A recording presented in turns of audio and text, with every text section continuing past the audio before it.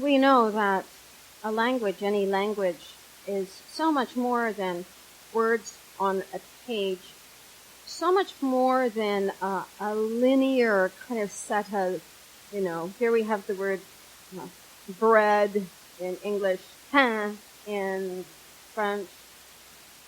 I used to know what it was in Spanish. Some words are like that. They're just easily translated. Other words are not easily translated. And so as we look at our historical documents, very often we have depended on the translators at the time, and sometimes even probably the theological and political perspective of the translators of the time. So as people spend a little bit more time with the Greek, a little bit more time with the history, a little bit more time with the sociology of the era in which the Gospels were written, you're getting a better sense of what might have been the intention of the person who first penned it. But then, who knows, in fact, how many times it was edited after that. So we, at the end of the day, are at a long game of telephone, So I'm going to read a couple of very short passages this morning, and I want to pay attention to a word that has been translated as meek on the one hand or gentle on the other hand. Both used to describe Jesus. One of them he uses himself. Yet those two words do not completely communicate what the original Greek would have signified. So, first of all, an alternative translation of that beatitude that goes, "Blessed are the meek, for they shall inherit the earth." In actual fact, the word that is the Greek word for meek is a word that refers to, and this is what I love about some of the other ancient languages. They're just so much bigger. The word meek refers to a wild horse that has been tamed. All right? So it's talking about bridled power. What we have learned to say is meek, and you can think meek, meek, is really a word that should have been translated, although how would you? Bridled power. Or let's put it this way. In that era, they would have known that's what that word meant. So there's this feeling in that passage that we are all like wild horses, that at some level, in order to function in a more healthy way, in order to meet our potential, in order to be part of healthy human community, there's a taming that's required. That's a very interesting way of looking at personal development, isn't it? At taming. And then when you look, for example, at a horse that's been tamed, like there's nothing meek about it. There's something very profoundly beautiful and powerful about a horse that has learned that discipline. The word comes up again in this passage as well, which I know will be familiar to many of you. But I'll kind of jump into it, then we'll get to the word again. This is from Matthew 11, words given to Jesus. "Come to me, all of you that are weary and are carrying heavy burdens, and I will give you rest. Take my yoke upon you and learn from me, for I am gentle and humble in heart. And you will find rest for your souls, for my yoke is easy and my burden is light." So the word that we've translated there as gentle is also that word. All right?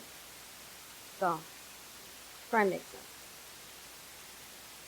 So I've been thinking this week about people in my life who I would identify as gentle. Given that the word gentle is really a word that refers to that horse that has been tamed, or that, it's not the horse that's been tamed, but the quality of the horse that's been tamed. And the people who came to mind surprised me a bit. They were not people who were nice. Oh, they're just gentle. They're nice, if you know what I mean. I think the test for me is this. Does that person remain in their core values while in the middle of a crisis or a conflict? Does that person develop an edge when the going gets tough? Does that person change their personality when they feel anxious? I think about the people who have been stabilizers in the midst of very unstable situations because of their gentleness. I mean, think of that horse that has been tamed and suddenly there's some things going around it and it doesn't return to its wildness, but it stays in its own strength. This kind of gentleness does not describe the weak person. To the contrary, those who remain gentle in their bridled power in the midst of a storm are the most powerful kind of people. Because while other people are losing their heads and panicking, they can hold the space for others. And so that hymn that some of us grew up with, Gentle Jesus, Meek and Mild, did not at all give us the right impression of the character of Jesus, because at some level it did imply a bit of weakness. And Jesus was anything but weak in the middle of a storm.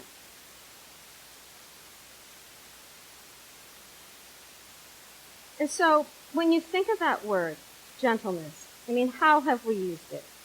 We might say, when handing someone a baby, maybe a younger person, be gentle. But gentleness goes far deeper than that. Aristotle said that a virtue is the mean or the midpoint between two vices. If you take two vices or two bad qualities that stand opposite to each other, the character quality that sits in the middle is the virtue. So in this case, Aristotle said that, like, when things start going downhill or things get bad, on the one hand, our response might be rage. Yet on the other hand, our response might be indifference. Whatever. Not my problem. And what he suggests is that gentleness is then in the middle of these two vices. So gentleness for him was a virtue, whereby you don't freak out, but you don't go hide your head in the sand. You stay. And so in fact, gentleness carries a toughness, a strength that allows a person to stand firm in a difficult situation without resorting to rage on the one hand and indifference on the other. It's a powerful quality. In 1941, Etty Hillesum, a young Jewish woman, began to keep a journal. Hitler's armies had invaded her homeland in the Netherlands 9 months before she took up her pen. As the Nazi forces wielded increasing control over nearly every aspect of her life and the life of her community, Etty continued to write, filling a series of 8 exercise books over the next 19 months. If I have one duty in these times, she observed, it is to bear witness. Etty wrote from a sense of her own frailty. She describes occasions of anxiety and depression, as well as a keen understanding of the brokenness all around her.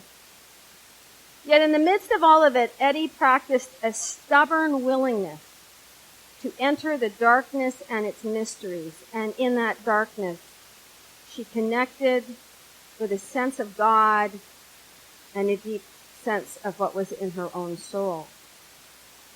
One morning she wrote, "I went to bed early last night, and from my bed, I stared out through the large open window, and it was once more as if life, with all its mysteries, was close to me. As if I could touch it. I had the feeling that I was resting against the naked breast of life and could feel her gentle and regular heartbeat. I felt safe and protected." And I thought, how strange. It is wartime. There are concentration camps. I can say of so many of the houses I pass, here the son has been thrown into prison. There the father has been taken hostage. I know about the mounting human suffering. I know the persecution and the despotism and the terrible sadism. I know it all. And yet, she continues, at unguarded moments when I am left to myself, I suddenly lie against the naked breast of life, and her arms around me are so protecting. And my own heartbeat is so difficult to describe. That is also my attitude to life, and I believe that neither war nor any other senseless human atrocity will be able to change it. Wow. In his book, Spirituality and the Gentle Life, Adrian Van Kam describes the gentle person as one in whom there is a friendly accord between themselves and their life situation. Van Kam describes the freedom that gentleness produces in us. Gentleness, he writes, is an attitude of letting be, combined with a patient abiding with myself, or my disease, or my grief, or the person, the task, the problem that has confronted me.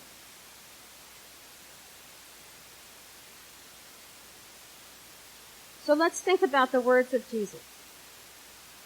Come to me, all of you that are carrying heavy burdens, and I will give you rest. Take my yoke upon you and learn from me, for I am gentle and humble in heart, and you will find rest for your soul. For my yoke is easy, and my burden is light. In these words, Jesus puts his own gentleness in an interesting juxtaposition. He is suggesting that his gentleness is an antidote to burdens that we carry. And he also suggests that we yoke ourselves to him, which isn't a metaphor we're always comfortable with, yoking, but you need to remember that in his day, the yoke would have been used for a team of oxen. It was built for teamwork, not just one animal, but two. And Jesus is suggesting that life will be easier if we yoke ourselves to his approach to gentleness. That somehow we will find rest in that partnership. He isn't suggesting a leaning on here. It is an invitation to a way of life or a way of looking at life. It's more like, come and learn an approach to living that will address your fears and anxieties. It is recognizing that our template, our mind, our habits, our life practices do not always give us the spirit of gentleness. And that true gentleness in this world is really a radical act of discipleship. So many of us in the midst of crisis or trouble resort to fight or flight, neither of which has great results. Buddhism provides a similar invitation and invites us to stay in hard places. while holding on to compassion for self and for others. That's it.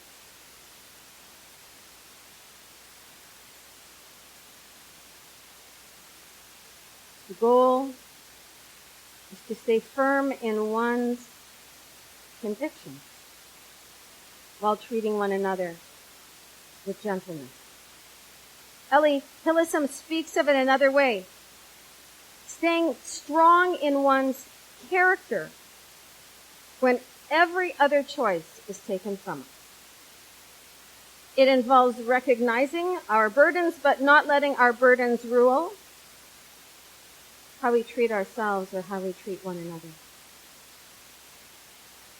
It means as much a letting go as it involves a standing firm.